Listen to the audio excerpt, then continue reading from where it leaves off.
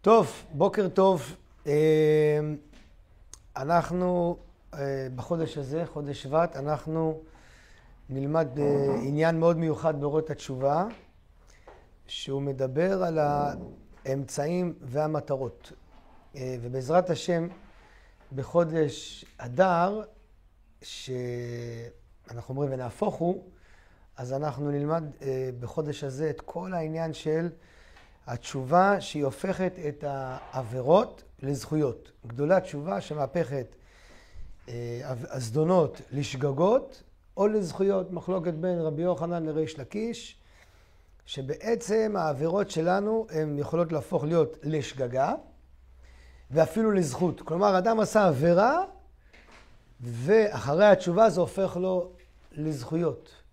משהו פלאי, איך הדבר הזה אפשרי בכלל, כן? אז זה יהיה בחודש אדר, אבל עכשיו אנחנו מתקרבים לט"ו בשבט, עניין של עצים, ולכן חשבתי באמת ללמוד פסקה חשובה מאוד, עם המון יסודות לחיים, בהקשר הזה של אמצעים מול מטרה. טעם העץ כטעם הפרי. בסדר?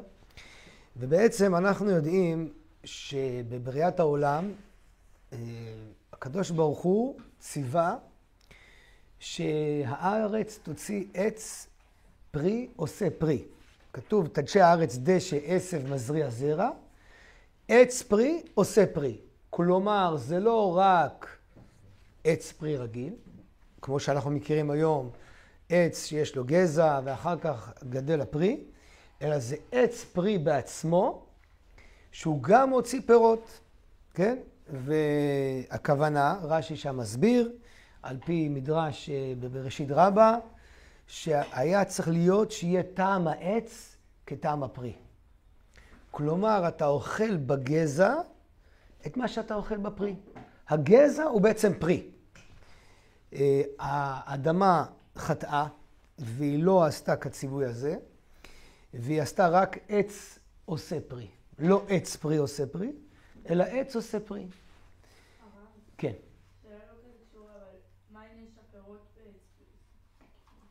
בגן עדן? אם גם העץ כאילו פרי, אז גם פרי. או, יפה מאוד, שאלה טובה. זאת שאלה שבאמת ראוי להתבונן בה.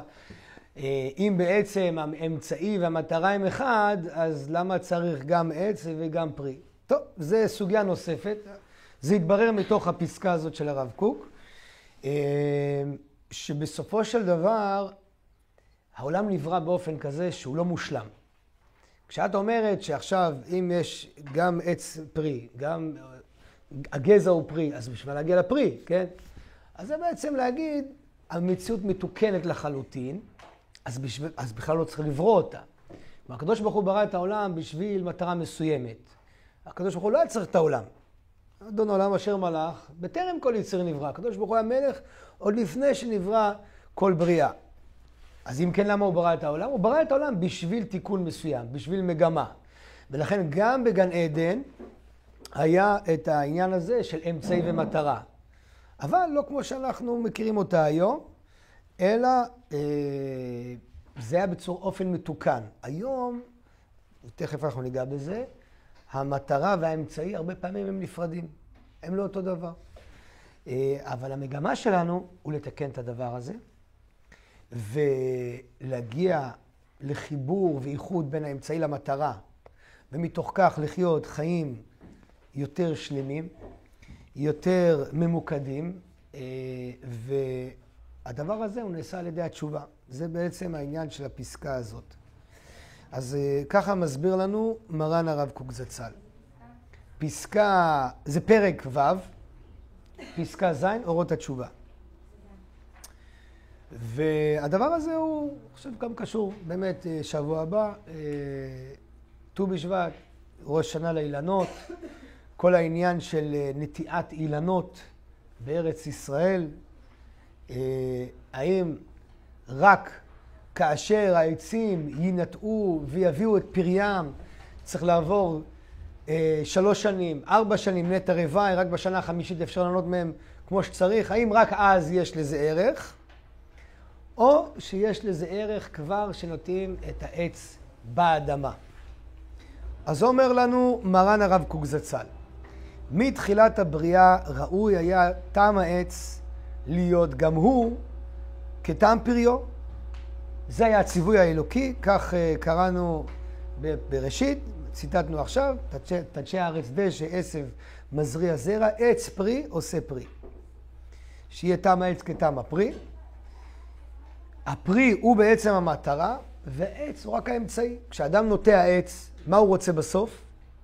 הוא רוצה את הפירות, נכון? אנחנו מדברים כרגע על עץ פרי, כן? כאן בבקעה יש גם עצי צל. לפעמים אולי זה יותר חשוב מעצי הפרי כאן בבקעה, כן? אז, אבל גם זה, רק כשיגיע הצל, אתה נהנה מהמטרה שלשמה אתה נתת את העץ, כן? נוטים פה איזה עץ פיקוס ככה, עושה צל גדול מאוד, הצהלון, רק כשהוא יגדל, ובאמת יהיה לו את כל הנוף הזה ואת כל הצל, אז אנחנו נברך את העץ הזה בקיץ ונגיד, ברוך השם שברא לנו את העצים. עץ פרי, המטרה זה בשביל להגיע לפירות. עד שלא נגיע לפירות, כביכול הוא מיותר. אולי הוא נחמד לראות, אבל לא מעבר לזה. הוא לא משמש אותי באמת. אז העץ, הגזע, הוא האמצעי, והפרי הוא המטרה. ומתחילת הבריאה היה צריך להיות איחוד בין האמצעי למטרה. לא היה אמור להיות הפרש. כבר בגזע, כבר באמצעי, אפשר לטעום, אפשר להרגיש את המטרה. שגם העץ הוא פרי. אתה אוכל מהגזע, אתה טועם ממנו את הפרי בעצמו. עכשיו מסביר לנו הרב קוק את העניין הזה. כל האמצעים המחזיקים איזו מגמה רוחנית גבוהה כללית, כלומר כל האמצעים שהם מחזיקים, שהם מובילים לאיזו מגמה רוחנית גבוהה כללית, ראויים היו להיות מוחשים בחוש נשמתי, באותו הגובה והנועם, שעצם המגמה מורגשת בו כשאנו מציירים אותה. כן? כמו שאנחנו יכולים לחוש במתיקות של הפרי, כן? בטעם הערב, שהמתיקות זה כביכול המטרה, אז ככה אנחנו היינו צריכים גם לחוש במתיקות של העץ. כן? במתיקות של האמצעים שמובילים אל המטרה. ככה הקדוש ברוך הוא ייעד את הבריאה מתחילתה. אבל, אומר הרב קוק, טבע הארץ, כלומר הארציות, החומריות, התנודדות החיים, כן? כל מיני קשיים שבחיים. התנודדות, כלומר דברים שהם נדים, הם לא יציבים, הם לא קבועים. יש עליות וירידות, יש משברים, יש דברים שמובילים לדברים אחרים. אז התנודדות החיים ולאות הרוחניות כשהיא נסגרת במסגר הגופניות, כן? לאות, הכוונה עייפות, כן? עייפות החומר. אז לאות הרוחניות כשהיא נסגרת במסגר הגופניות, כן? האידיאל, הרוח, הוא גדול, הוא קבוע, הוא נצחי. הוא מזהיר תמיד. הרוח היא לא מוגבלת בשום דבר. הנשמה היא לא מוגבלת. אבל כשהיא מתלבשת בגוף, הגוף הוא מוגבל. הגוף יש לו רף, יש לו סף שהוא יכול לעבוד. כל חומר הוא צריך מנוחה בלילה. כל בעל חיים צריך לנוח בלילה. שעות כאלה ואחרות. אנחנו יודעים היום שגם השינה היא מחדשת את כל כוחות החיים. את הפעילות המוחית. ואנחנו, גם כל המחקרים מראים היום שחוסר שינה קריטי, הוא פוגע בבריאות, הוא מקצר את החיים, ממש ככה, כן? אז הטבע כשלעצמו הוא מוגבל, הוא לא חופשי, והוא לא נצחי ובלתי מוגבל כמו הרוח. אז כשהרוח מתלבשת בחומר, כשהיא יורד לארציות, כן? אז הדבר הזה גורם, זה מה שאומר פה הרב קוק, גרם שרק טעמו של הפרי, של המגמה האחרונה, האידיאל הראשי, מורגש הוא בנעומו והדרו. אבל העצים הנושאים עליהם את הפרי, עם כל נחיצותם לגידול הפרי, נתעבו ונתגשמו ואיבדו את טעמם. אנחנו נסביר, נקרא את זה עוד פעם ונסביר. באידיאל היה צריך להיות מציאות שלמה, הרמונית, אידיאלית כזאת, שכשאנחנו עושים דברים במציאות, אנחנו לא מתוסכלים. אנחנו לא מחכים שמשהו יבוא.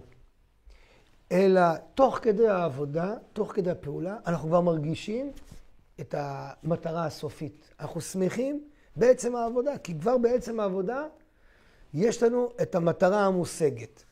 כן? זה האידיאל. וככה הקדוש ברוך הוא ברא את העולם בראשית הבריאה. זאת הייתה הכוונה האלוקית. הרבה מאוד מהתסכולים והקשיים שלנו יש בחיים, הם שאנחנו צריכים להשיג דברים בהדרגתיות, בשלבים, בחוסר ידיעה, לא יודעים גם מה יבוא העתיד. וכל דבר בעולם הוא בנוי בצורה כזאת שלוקח לו זמן להופיע. כן? הגאולה לוקח לו זמן להופיע, קימה. אנחנו רוצים לבנות בית, לוקח לו זמן. רוצים להכין אוכל, כל דבר הוא שלבים וזה לוקח לו זמן. עכשיו, אם השלב הסופי לא מתגשם, אז כביכול הכל היה לשווא. אנחנו נתנו עץ גדול וחיכינו את כל השנים עד שהעולה תעבור, ואז בשנה האחרונה באים לטום מהפרי, פח, היה מכת הרבה, שריפה, הלך העץ. כביכול, כל העמל שלנו הלך לפח. זה דבר ראשון. ודבר שני, עד שאנחנו לא קיבלנו את הפרי, כביכול, אין לזה שום ערך. אנחנו רק מצפים שמתישהו בעתיד זה יופיע. אבל עד אז זה קשה מאוד. הרבה מאוד מהחיים בנויים בצורה כזאת, שיש לנו זמנים מסוימים של עדנה. זמנים מסוימים של סיפוק. גידול ילדים, בזוגיות, בעבודה, בלימוד תורה. לפעמים עייפים, לא מרוכזים. יש קשיים ומשברים. אבל אנחנו יודעים שהמטרה הסופית שווה את זה. אז אנחנו לא נשבר. אנחנו לא נתייאש. אבל באמת, עד שלא נגיע לקו הגמר, זה קשה מאוד. הייתי בשבת הורים, אצל הבן שלי, הוא לומד בישיבת אילת. והמזל שלנו, ביום שישי היה תחרות ישרמן. מה זה ישרמן? זה לא פה במדרשה, כן? אבל תחרות של משוגעים, כן? משוגעים לטובה אפשר לומר, אבל הם רצים, שוחים איזה כמה קילומטר בים, רוכבים איזה 20 קילומטר באופניים, ורצים עוד איזה 20 קילומטר עד קו הגמר. עכשיו, פגשתי שם במקרה את בני דודים שלי, כי בן דוד שלי היה מתחרה בדבר הזה. בן דוד שלי שהוא נהרג לפני שנה, אלעד פינגרות, השם יקום דמו, בן דוד ראשון, והוא נהרג שנה שעברה ביום עצמאות מטיל נ"ט של החיזבאללה, יימח שמם. אז הוא היה מתחרה, אז האחים שלו עשו את זה בשבילו. אז ככה הייתי באיזה נקודה, והבן דוד שלי הגיע ונתתי לו איזה עידוד של איזה כמה, ורצתי איתו איזה דקה כזאת. וראיתי אותו מותש במשהו באמת, זה באמת מאמץ פיזי אדיר, זה להיות באיזה 4-5 שעות בפעילות אינטנסיבית ביותר. ואני רואה אותו גמור. אבל הוא מתאמץ. ואני אומר לו, מה נשמע? איך הולך? יאללה, קדימה, עוד 7 קילומטר. ואז הוא אומר לי, שמע, נגמרו לי כל המצבורים בגוף. אין לי כבר כוח. אתה רואה שהוא כאילו רק בכוח רצון דוחף את עצמו. באמת, כוח רצון אדיר. מה מחזיק אותו? להגיע לקו הגמר. טוב, מה כל כך חשוב בשביל להגיע לקו הגמר ולאמץ? טוב, בסדר, זו עוד שאלה. זה כמובן עדיף מדברים אחרים שהם שליליים. אבל זה מאוד ממחיש שאנשים מוכנים מאוד מאוד להתאמץ בשביל איזו מטרה סופית. באותו רגע, סבל נוראי. סבל נוראי. עכשיו, נסעתי שם, אני רואה איזה מישהו שהתייבש, לא יודע אם איזה אמבולנס. מסכן, הבן אדם לא הגיע לקו הגמר. האם הכל היה שווה? אולי כן, אולי לא. אבל אנחנו היום מוכנים לסבול הרבה בשביל להגיע למטרה סופית. אבל אנחנו סובלים בזמן הזה. אנחנו מתאמצים, קשה לנו. במטרת הבריאה הראשונית, זה לא צריך להיות ככה. מטרת הבריאה הראשונית, גם בדרך אתה נהנה. אתה מרגיש כבר את המטרה הסופית. ויש אפשרות כזאת גם בעולם הזה להרגיש את זה קצת. ואם אנחנו באמת מתחברים למהלך הזה, זה משהו אדיר, זה משהו נפלא, כי בעצם אנחנו לא כל הזמן באמצעי ומטרה. אנחנו לא כל הזמן בוחנים את עצמנו, היה שווה לעשות את זה או לא היה שווה לעשות את זה. היום אנחנו מבלים בחשבונות. כל כך הרבה חשבונות, לא במובן הטוב של המילה, כמו שלמדנו מסילת ישרים, שאמרו המושלים באו חשבון, צריך לחשב, שכר מצווה מול שכר עבירה, אלא חשבונות של כל הזמן. היה לי שווה לעשות את המעשה הזה? לא היה שווה לי. היה שווה ללכת לטיול הזה או לא? היה שווה להתנדב פה או לא? אנחנו כל הזמן מודדים את זה לפי מה היה. שיבחו אותי, לא שיבחו אותי, היה לי כיף, לא היה לי כיף. וכמו בסופו של דבר, כל פעולה שאנחנו עושים בחיים, זה כמו איזשהו כוכב נולד, שמציינים בסוף, נותנים מספור. היה שווה או לא היה שווה? אבל אם אנחנו במגמה הזאת של טעם העץ כטעם הפרי, אנחנו לא בחשבון הזה בכלל. אין את החשבונות האלה. עשיתי מה שהייתי צריך לעשות, כי הקדוש ברוך הוא הביא אותי לפה, וזה היה מעשה שהייתי צריך לעשות. אנחנו לא עושים דברים שליליים וגם לא סתם בלי שום תכלית. אפשר גם לנפוש ואפשר גם ללכת לטייל, כשזה לתכלית ראויה, כן? אבל גם אם אחר כך לא היה את הנוף הכי יפה, ירד גשם באמצע, זה לא משנה. עשיתי את מה שמוטל עליי. חייתי חיים אלוקיים. זה טעם העץ כטעם הפרי.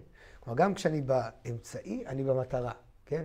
אז להבין את המהלך הזה ולהגשים אותו לאט לאט בחיים, זה הופך להיות חיים אחרים לחלוטין. אז נקרא עוד פעם את מה שקראנו עכשיו. אז אמרנו שבמטרה באמת היה צריך להיות איחוד, לא היה אמור להיות הבדלה.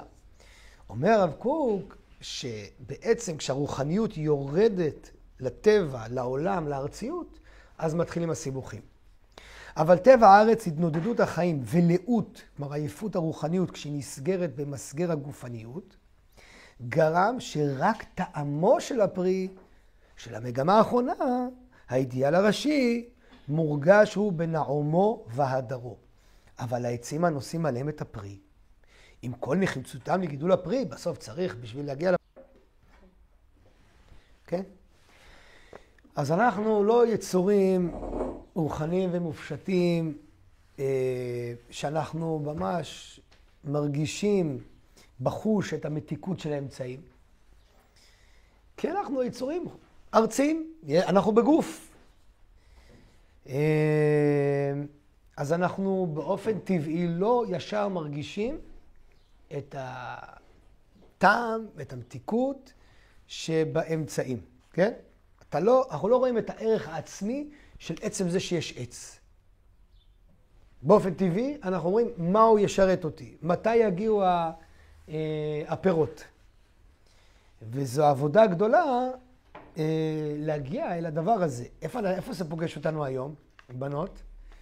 היום אנחנו נמצאים במצב שכל דבר בוחנים, האם אני מתחברת או לא מתחברת.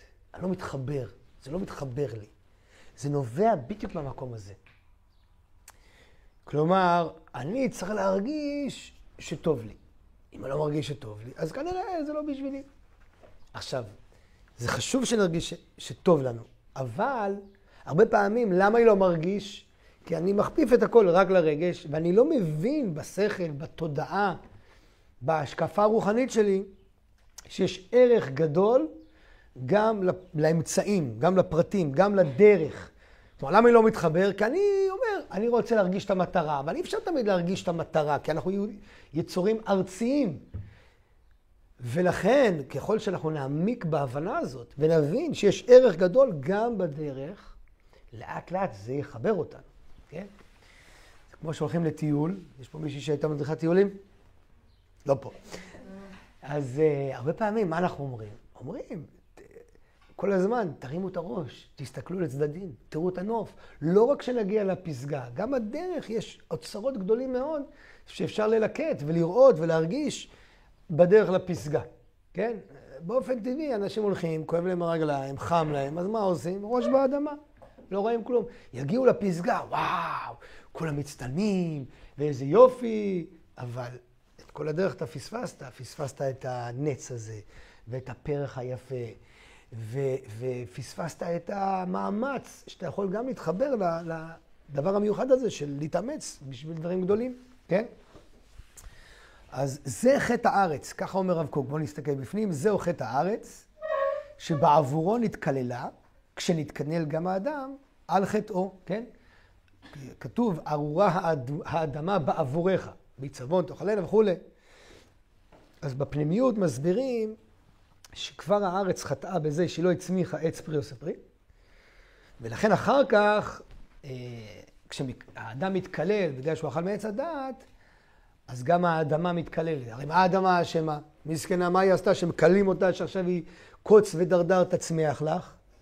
תשובה, היא לא גידלה את מה שהקדוש ברוך הוא ייעד לה לגדל. כמובן, יש הרבה להרחיב בזה, איך זה קרה ולמה, לא נרחיב בזה עכשיו, כן? אז איך אנחנו מתקנים את זה? מה הדרך לצאת מהדבר הזה? כי כפי שאני אמרתי, זו תפיסה שהיא בחינת כל הצרות של בני אדם. שהם לא מרגישים את המתיקות שבדרך, שבאמצעים. אז זה הרבה מאוד בעיות בזוגיות וגירושין. הרבה מאוד בעיות עם ילדים. הרבה בעיות של דיכאון, חרדה ושמחה פנימית של הבן אדם. כי הבן אדם מרגיש לא חשוב. הבן אדם מרגיש בלי משמעות. כשאדם, יש לו משמעות בחיים. כשאדם מאמין במה שהוא עושה, בהכרח יהיה לו שמחה. וגם כשיש תקופות קשות, יהיה לו את הכוחות לעמוד בהם. אבל אנחנו רגילים רק שנגיע לאמצעי, רק שיהיה לי שמח, רק שיהיה איזה אורות. אבל החיים לא מורכבים כל הזמן רק מאורות, רק מרגעים גדולים. אתמול בלילה היה חתונה של אחת הבוגרות, משנה שעברה מחזור ב'. מאוד משמח, אבל היו הרבה רגעים בדרך. כשהיא רצתה לצאת, וכשהיא יצאה, וחששות. בסוף מגיעים, אבל החיים הם לא כל הזמן חתונה. זוגיות זה לא כל היום חתונה. הלוואי, אבל זה לא. בחיים האמיתיים יש עליות וירידות, ויש הרבה עבודה על זוגיות, על שלום בית. ויש רגעים נפלאים, ויש רגעים לפעמים פחות טובים, ויש גם לפעמים רגעים קשים. אבל כשאנחנו רגילים להרגשה הזאת, לתפיסה הזאת, אני חייב שלי טוב, שאני אתחבר, אז הרבה אנשים מתייאשים. אבל אם האדם היה מבין שיש משמעות מאוד מאוד גדולה, משמעות אדירה, גם לרגעים הפשוטים, גם לרגעים המשעממים. לא קרה שום דבר היום עם אשתי, לא היה איזה אהבה נוצצת, לא היה זיקוקים. אבל אנחנו חיים ביחד, מגדלים משפחה ביחד, ויש לזה ערך אדיר. אז היינו מתמלאים בשמחה. או לכל הפחות תחושה של שליחות, של משמעות, וככה זה כל החיים כולם, כל אחד ואחד מאיתנו, כן? אז איך מתקנים את התפיסה המובנית בתוכנו, בעולם, בגלל שהעולם הזה ארצי והעולם הזה הוא הדרגתי? אז מה, אנחנו נידונו לתסכולים? נידונו לכל הזמן למרדף אחרי דבר שהוא לא מושג? אומר הרב קוק, וכל פגם סופו לתיקון. כלומר, זה פגם בראשית הבריאה. אז מה, נדפקנו, חס ושלום, הקדוש ברוך הוא מתעלל בנו חס ושלום. כל פגם סופו לתיקון. אומר לנו מרן הרב קוק. על כן מובטחים אנו בבירור, שיבואו ימים שתשוב הבריאה לקדמותה. אנחנו יודעים, מובטחים ומאמינים שהבריאה תחזור לקדמותה. וטעם העץ יהיה כטעם הפרי, כי תשוב הארץ מחטאה. ואורחות החיים המעשיים לא יהיו גורמים לחוץ, כלומר לחצוץ, להפסיק, בעד הנועם, הנעימות, הנועם של האור האידיאלי.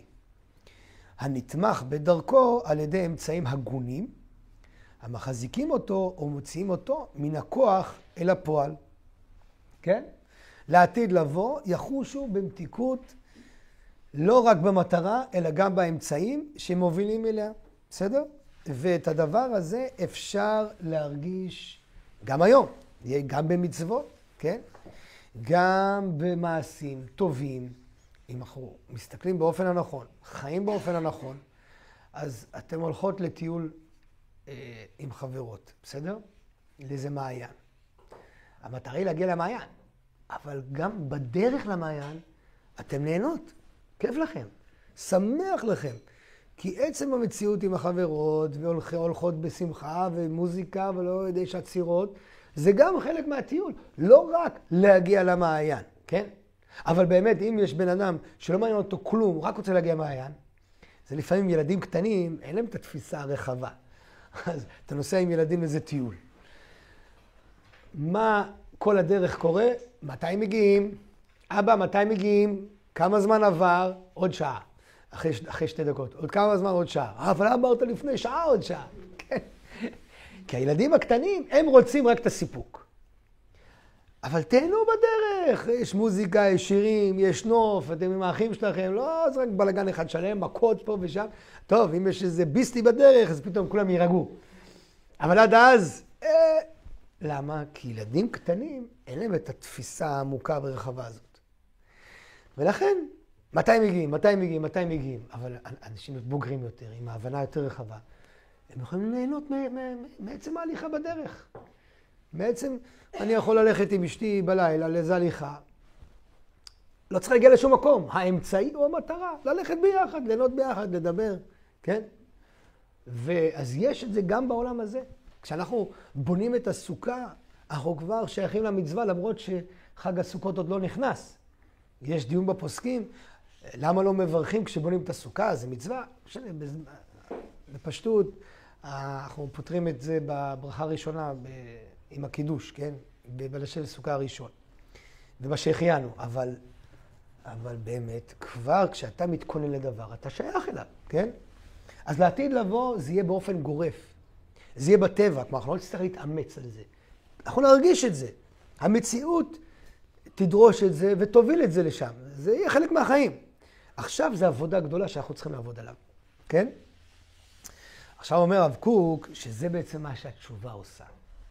שימו לב. התשובה עצמה, המזרמת את הרוח הפנימי, כן, רוח פנימי שהוא משתוקק והוא דוחף למעלה, לתיקון, לשוב אל השם, אשר נטבע במצולות תהום של ההיעדר והפך המגמה האידיאלית, כן, הארץ חטאה, והתהום הזה הוא היעדר של המגמה האידיאלית, כלומר אני רק רוצה להגשים דברים, אבל אני לא מבין את הדרך ואת האמצעים, כן? אז התשובה מזרימה את הרוח הפנימי, כן? אותו רוח פנימי הוא בעצם טבע במצולות ים, של חטא האדמה, של הפרדת האמצעי והמטרה. והתשובה היא מזרימה את הרוח הפנימי חזרה למעלה, חזרה לחיים, כן? על ידי נתינת רווח לרוח הצדק, שניתן בתחילה במועקה, כן? בהתחלה זה במועקה, אבל בסוף מה התשובה עושה? תיתן עוז לרוח האידיאלי, כן? כלומר, התשובה תאפשר לאידיאליות העליונה להתפרץ. למרות שהייתה חנוכה וכלואה, הרבה זמן. לחדור בתוקפו, כן, במלוא הכוח, גם בחלקי כל המכשירים הרבים, כן? ואז מרגישים רוח אידיאלי, לא רק במגמות, אלא גם באמצעים המכשירים את המגמות. ומכולם, גם מהאמצעים וגם מהמטרות, יותאם טעמו של הזיו המגמתי. כן? לעתיד לבוא, יוכל אדם לטעום את מתיקות המגמה גם באמצעים. ולא יישא עוד האדם חרפת העצלות בדרך החיים האמיתיים. כן? כל זמן שהאדם בעצם, הוא לא מרגיש את הנועם והמתיקות של האמצעים, אז הוא מתעצל בעשייתם. אין מה לעשות. רוב מוחלט של בני אדם, אם לא כולם, קשה להם לקום בבוקר. עייפים. למה? לא מדבר עכשיו פיזיולוגיה, מדבר רוחני. למה? כי בסוף יש משהו שמושך אותנו למטה. האפר, החומר, מושך אותך למטה. אדם נמשך מבחינה גופנית, לאכילה, לשינה, למנוחה. ככה זה. תנו לי ילד קטן, סוכריה או חסה, ירצה את הסוכריה, כי זה טעים לו. ואם לא נעיר את עצמנו, לא נעיר את הילדים, אז מה לעשות? למה לא לישון עוד קצת? אז החומר מושך אותנו למטה. אבל זה רק בגלל שהחומר, בחומריות, יש ניתוק בין האמצעי למטרה, למגמה. אתה לא מרגיש שהמגמה ממש פה, אז ממילא, אין לי כוח לקום. זה שורש העצלות. אבל עתיד לבוא אדם יחוש את הנועם ואת המציאות שבאמצעים, כן? אז ממילא הוא לא יתעצל בעשייתם. למה? כי אני מרגיש את המטרה עכשיו. אם עושים איזה מסע גדול, עולים על איזה הר, בסדר? כשמגיעים לסוף ורואים את הפסגה, פתאום לכולם יש כוח. פתאום לכולם יש כוח. למה? את רואה כבר את המטרה מול העיניים. לא משנה שהיית גמורה כל העלייה, הגעת לפסגה. אני זוכר כשהייתי בצבא, אז היה לנו מסע קומטה 90 קילומטר. 18 שעות ברציפות. ממש סוג של גיהנום. ואתה גמור וכואב הרגליים, ואתה כבר אומר, אין לי כוח להמשיך. אתה כבר לא מסוגל ללכת. הגענו ל5 קילומטר האחרונים, כבר רואים את הסוף. הגיעו כל הלוחמים והריצו אותנו 5 קילומטר. עכשיו, זה בסוף המסע, אין לך כוח לכלום, אתה בקושי הולך, איך אתה יכול לרוץ 5 קילומטר? תשובה, קודם כל לא שאלו אותנו, פשוט דחפו אותנו. אבל דבר שני, אתה כבר רואה את הסוף, אתה רואה את המטרה. אז כשיש מטרה, יש כוחות, יש רצון, יש גם שמחה, כי הנה המטרה מול העיניים. אבל כשאתה לא רואה את המטרה מול העיניים, אין לי כוח. אז אנחנו כבר מתייאשים ונשברים. לכן רוב הדיאטות לא מצליחות, כי מה לעשות? לוקח זמן עד שרואים את המטרה, אבל אם היו רואים, מרגישים את המטרה כבר בדרך, אז כל דיאטה הייתה מצליחה, כן? כמשל. ולכן, זה מה שהתשובה עושה. התשובה, כשאנחנו שווים, כוח התשובה שקיים במציאות, הוא פועל באופן כזה שהוא מכניס את האידיאליות אל החיים, כן? אני שווה לשם יתברך. שם אין הפרדה בין אמצעי למטרה. כשאתה עובד את השם, בכל דבר ודבר אתה יכול להרגיש את המטרה. בכל דרכיך דאהו. בכל דרכיך. בכל מידה ומידה. כי גם כשאני עובד במכולת, אני עובד את הקדוש ברוך הוא. וגם כשאני עושה קניות, או הולך עם הילדים לגן, או עושה כושר, או מטייל, או נוסע לעבודה, להתפרנס, או כל דבר אחר, אני עובד את הקדוש ברוך הוא. ואני שייך למטרה הזאת. אז ממילא אני שמח. ממילא אני לא מתוסכל, אני לא מיואש, כי אני עובד השם. זה מה שהתשובה עושה. היא משיבה אותי אל השם, היא משיבה אותי אל המטרה, אל האידיאל, ואז ממילא, גם כשאני נוסעת בדרך למדרשה, זה חלק מהתהליך. ראיתי משהו מאוד יפה, איזה רב גדול אחד, אולי הרב אברג'ל, אני לא זוכר, שהוא אמר שנהגי תלמוד תורה, יש נהגים לתלמודי תורה, הסעה. אז הוא אמר, תדע לך, נהג יקר, כל פעם תינוקות של בית רבן, כל העולם עומד על הבל פיהן של תינוקות של בית רבן. וזה ספר תורה. אז הוא אומר, תדע לך, כשאתה פותח את הדלת של האוטובוס כדי להעלות את הילדים, תחשוב שאתה בעצם פותח את ארון הקודש. נהג אוטובוס, נהג הסעות, אתה פותח את ארון הקודש. טוב, זהו למעשה את ילדים ותלמוד תורה. באמת כל רגע ורגע מהחיים שלנו הם כאלה, אמורים להיות כאלה. כי כל רגע ורגע של החיים שלך, את מופיעה את הנשמה האלוקית, הנצחית, חלק אלוקה ממעל שבח. וזה דבר אדיר, כן? לכן התשובה היא בעצם טעימה של המגמה האידיאלית של העתיד לבוא, שזה בעצם תיקון חטא הארץ, תיקון הפרדת האמצעים מהמטרה, כן? וזה דבר, והתשובה נותן לנו להרגיש את זה כאן בחיים ממש, עכשיו. ואז כשאת יושבת בשיעור תורה, גם אם לא הבנת את הכל, למדת תורה, התחברת לנצח. זהו, זה דבר אדיר, גם אם לא הבנת כל מהלך. וכל דבר שאת עושה, וכל השתדלות שאת עושה, זה שייך למגמה האידיאלית הזאת של הופעת אור השם בעולם. זה חיים אחרים לחלוטין. אז זה מהלך מאוד מאוד גדול, שאנחנו צריכים מאוד להתרגל אליו, כי המציאות היום היא בדיוק הפוכה. המציאות המערבית, היא כאילו אומרת, לא מעניין אותי מה הדרך, העיקר תגיע למטרה. ככה כתוב בספר הכוזרי, שהפילוסוף אומר, לא משנה איך הגעת, העיקר תגיע להתחברות לשכל הפועל. אבל כל העניין של ספר הכוזרי הוא מה? שאותו מלאך אומר למלך כוזר, מעשיך רצויים, כוונתך רצויה, אבל מעשיך אינם רצויים. האמצעי הוא לא פועל כמו שצריך, אתה צריך לחבר ביניהם, כן? אז בעולם המערבי זה העיקר שתנצח בתחרות, העיקר שתתעשר, העיקר שתזכה בלוטו, העיקר שתהיה על הגלגל. בדרך לא מעניין אותנו איך תעשה את הדבר הזה.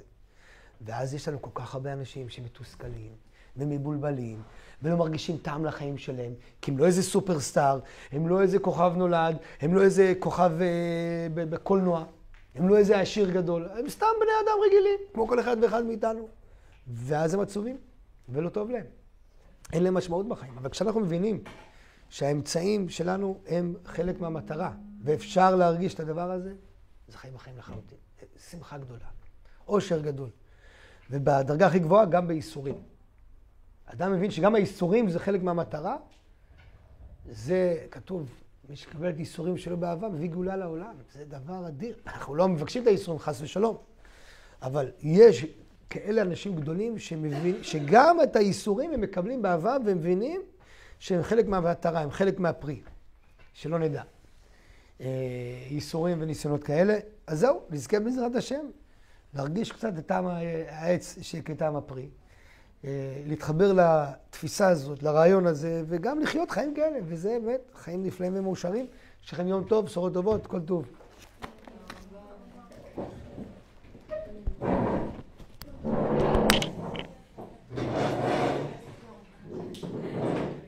טוב, אז מה אנחנו מסכמים על זה?